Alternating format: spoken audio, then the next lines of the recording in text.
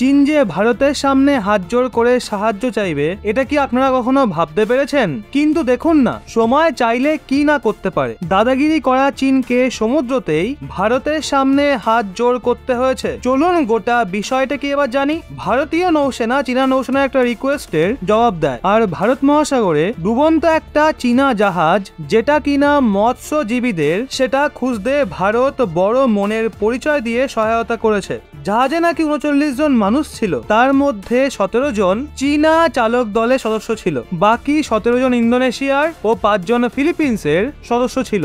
ভারত মহাসাগরের মাঝামাঝিতে ডুবন্ত জাহাজকে বাঁচানোর জন্য চীন ভারত সহ অনেক দেশের কাছে সাহায্য চেয়েছে। একটা স্টেটমেন্টে ভারতীয় নৌসেনা বলে, সে ডুবন্ত মাছ ধরার চীনা জাহাজকে বাঁচানোর জন্য দক্ষিণ ভারত মহাসাগর অঞ্চলে নিজের এয়ারএমআর সম্পত্তি মোতায়েন করেছে। পিএইটাই বিমান প্রতিকূল আবহাওয়া সত্ত্বেও ওই এরিয়ায় সন্ধান চালায় আর সম্ভাব্য ডুবন্ত জাহাজ সম্বন্ধিত অনেক বিষয়ের খোঁজও পায়। এমার্জেন্সি রেসপন্স হিসেবে এসএআর উপকরণকে পিএলএ ও জাহাজের অনুরোধে ভারতীয় বিমান দ্বারা ঘটনাস্থলে মোতায়েন করা হয়েছিল। চীনের সরকারি মিডিয়া জানায়, নিরুদ্দেশ চালক দলের সদস্যদের সন্ধানে দুটো শবদেহ পাওয়া গেছে। সমাচার এজেন্সি সিনহুয়া রিপোর্ট অনুযায়ী এলিউ প্যাং-ইওয়ান ইউ-028 ডোবার পর চলা তল্লাশি অভিযানে দুজনের দেহ পাওয়া গেছে। ওই দুজনের নাগরিকতার বিষয়ে কোনো তথ্য দেওয়া হয়নি। যেখানে এই দুর্ঘটনা ঘটেছে সেই তথ্য ভারতীয় নৌসেনা দিয়েছে। এই নিয়ে একটা ছবি প্রকাশ করে বলা হয়েছে,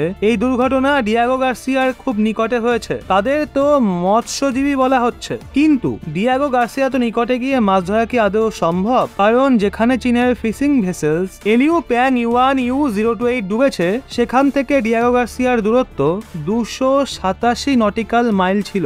এখন যদি দেখা হয় ওই দুর্ঘটনার স্থান থেকে ভারতের দূরত্বকে, তো সেটা ৯০০ নটিক্যাল মাইল, যেখান থেকে ভারত চীনের জন্য সহায়তা পাঠিয়েছে। তাহলে একবার ভাবুন, ভারত তার নীতি আদর্শের দিক থেকে কতটা মজবুত। শত্রুর বিপদে ছুটে যাওয়া আসলে কোনো দুর্বলতা নয়, এটা আমাদের দেশের সংস্কার। একজন ভারতীয় হিসেবে আমি তো গর্বিত, আর আপনারা কমেন্টে অবশ্যই জানান।